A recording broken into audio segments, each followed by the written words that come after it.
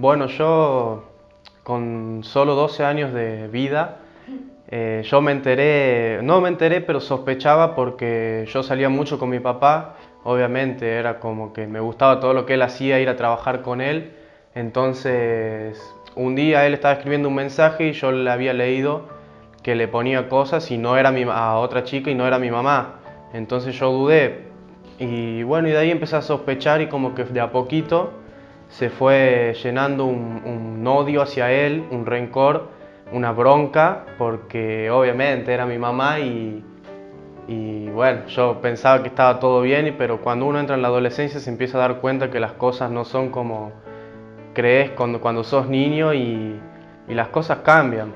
Yo creo que fui el primero en enterarme de todo lo que estaba pasando porque, como lo contaba mi hermano, también yo trabajaba con mi papá, nos llevaba a todas partes y bueno, también le vi un mensaje, pero yo de curioso se lo agarré el celular y le revisé por completo y ahí me enteré quién era y obviamente me rompió el corazón directamente porque no tan solo era una amiga de la familia, sino que también sus hijos eran nuestros amigos. Entonces fue muy doloroso y muy penoso, la verdad, la situación que estaba pasando. Fueron 3 años seguidos de mucho dolor, mucha angustia. La verdad fue una etapa de un adolescente, el vivir todo eso es muy doloroso. Nos sentíamos los tres muy solos, nos sentíamos muy desvalorizados totalmente. Y nos comentó mi mamá lo que iba a pasar, que mi papá no iba a estar más en la casa. Y bueno, obviamente yo ya le tenía un rencor y un odio impresionante que yo me daba igual si estaba o no estaba. Directamente ya empecé a vivir mi vida. Fue, la verdad, era el mayor y como que me tenía que hacer cargo de todo lo que pasaba.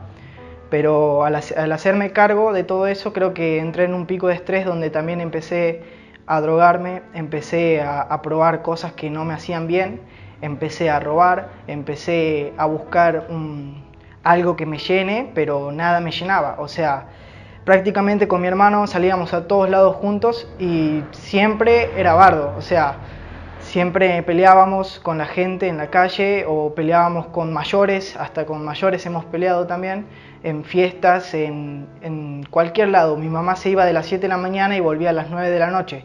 Imagínate, mi casa era un descontrol. Mi casa fue un desastre casi todo ese año. Vivía mucha gente en mi casa, o sea, mi mamá se iba a las 7 de la mañana, nosotros hacíamos que íbamos a la escuela y nos volvíamos a mi casa a drogarnos. Y estábamos ahí con todos nuestros amigos y entraba cualquiera a mi casa, hasta llegó a desaparecer cosas de mi casa y no éramos nosotros. Yo cuando la veía a mi mamá llorar ahí en la cama, lloraba porque ella siempre oraba con la puerta abierta, yo pasaba y hasta la interrumpía y le decía, ¿a quién le orás? O sea, ¿a quién buscás? Porque mira cómo estamos, mira la situación que estamos pasando. Había veces que no teníamos ni para comer y yo le decía, y vos seguís clamando, seguís orando, estás loca. Y siempre la discusión más fuerte fue entre mi mamá y yo. Pero creo que la mayor pelea que tuvo mi mamá fue conmigo. Porque yo me lo tomé muy a pecho lo que pasó y no quería saber nada. No quería saber nada ni con nadie. O sea, ni con mi mamá, ni con mi hermana, ni con mi hermano, ni con mi papá. Yo hacía mi vida tal cual quería hacerla, o sea, hacía lo que yo quería. Y cada vez que yo la veía a mi mamá llorar, la retaba o le decía, sos tonta, o sea, ¿qué estás haciendo? Y, y nada, y así empecé a caer de a poco.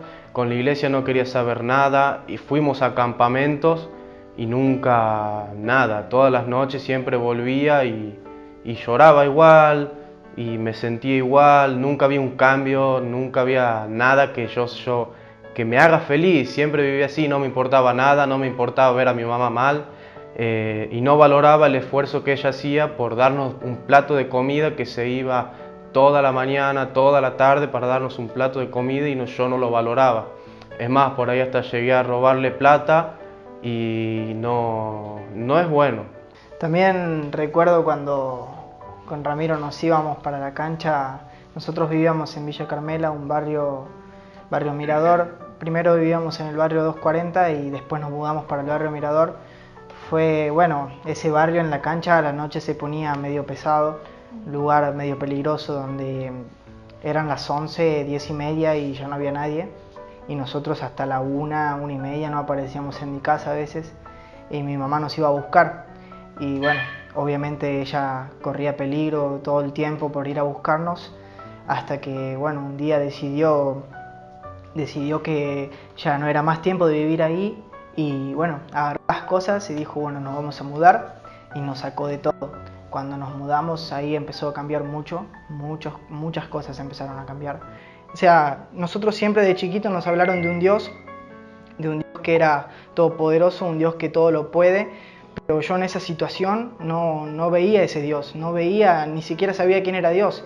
Yo llegaba a las 12 de la noche, me acostaba en mi cama y decía, ¿por qué? ¿Por qué está pasando todo esto? ¿Por qué nos pasa esto a nosotros? O sea, ¿por qué me pasa esto a mí? ¿Yo qué hice?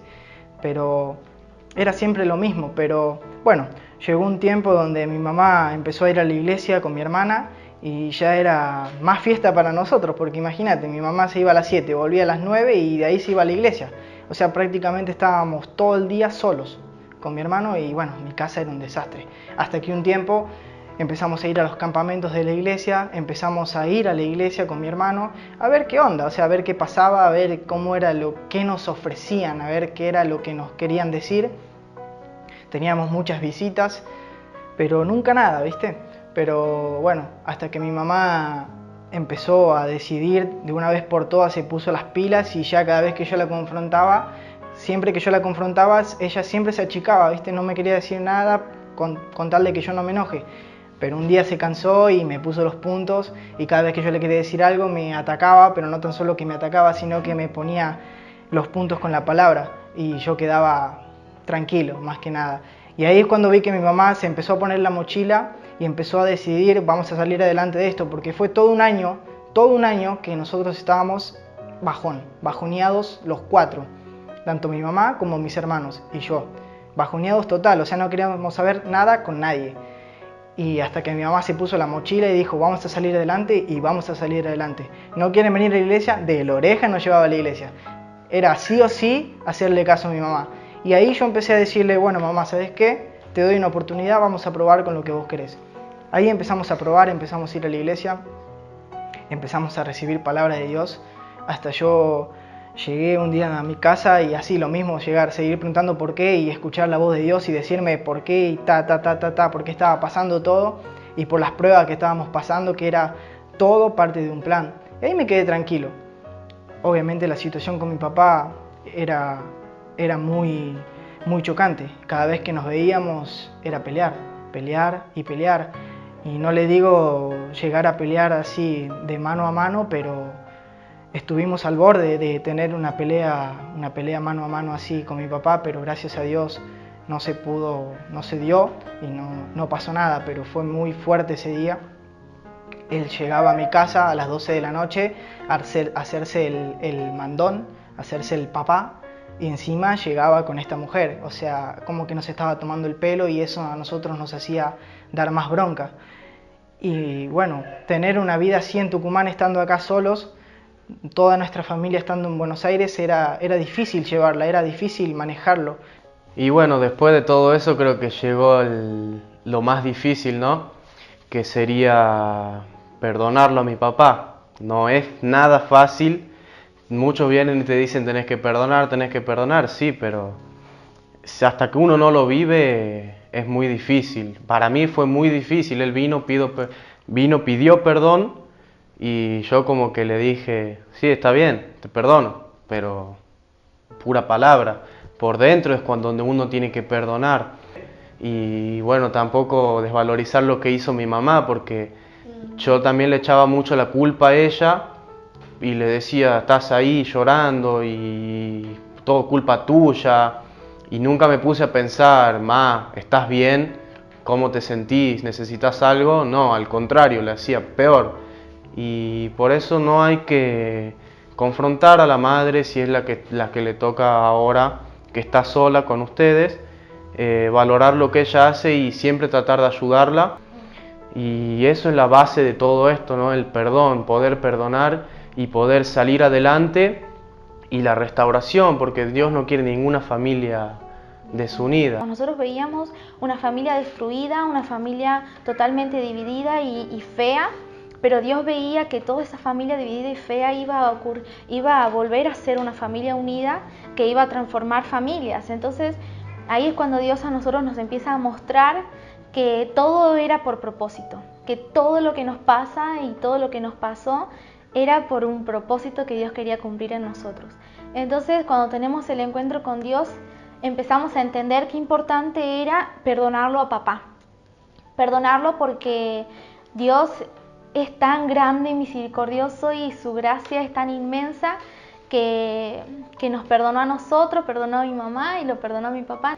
Y ahí es cuando nosotros lo perdonamos, mi papá vuelve a mi casa, nos pide perdón, volvemos a tener una charla con él, él nos suplicaba que lo perdonemos y fue muy lindo ver cómo Dios, cuando nos perdonamos entre todos, hubo paz.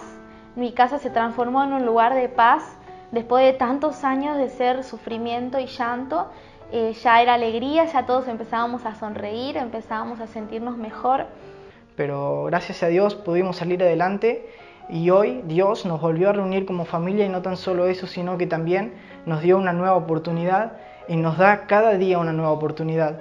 Y es como decir, todo pasó por algo y ese algo fue Dios, ese algo fue Dios en su propósito, porque ese propósito hoy se está cumpliendo, que es como familia llegar a otra gente, a otra familia. Y yo lo que le quiero decir a los jóvenes es que si ven que todo está mal, lo único que tienen que hacer es buscar refugio en Dios y nunca, pero nunca faltarle respeto a su mamá o a su papá. Después de que mi papá vuelve a mi casa, empezaron a haber pruebas económicas muy fuertes, porque no es que de una vez que nos perdonábamos y volvíamos a estar juntos ya todo iba a ser color de rosas, sino que habían más pruebas todavía. Entonces ahí empezamos a vivir pruebas económicas muy fuertes, que mi papá se enferma, entonces pero ahí en ese tiempo que mi papá se enferma, él empieza a buscar mucho de Dios y ahí es cuando él nos impartía a nosotros toda la palabra que él recibía. Y cuando él nos impartía esa palabra, nosotros tres empezamos a unirnos. Nosotros siempre fuimos hermanos unidos, pero ahora más todavía porque Dios hace todas las cosas nuevas. Restauró mi familia, lo hizo a mi papá un hombre nuevo y a nosotros unos adolescentes completos y llenos. Y la solución para todo es Dios, totalmente Dios hace todas las cosas nuevas. Así que hay que mantenerse fiel, hay que mantenerse firmes en Dios, porque Él siempre va a tener la solución y Él va a estar con los brazos abiertos para que nosotros descansemos en Él. Hay que aprender a descansar en sus brazos porque Él tiene todo bajo control y sus pensamientos no son los nuestros. Tenemos los pensamientos muy bajos a comparación a los de Dios. Ese es el mejor consejo que les voy a dar para que se den cuenta de una vez por todas que nada es imposible porque nuestro Dios es el Dios de lo imposible. Así que bueno, muchas gracias.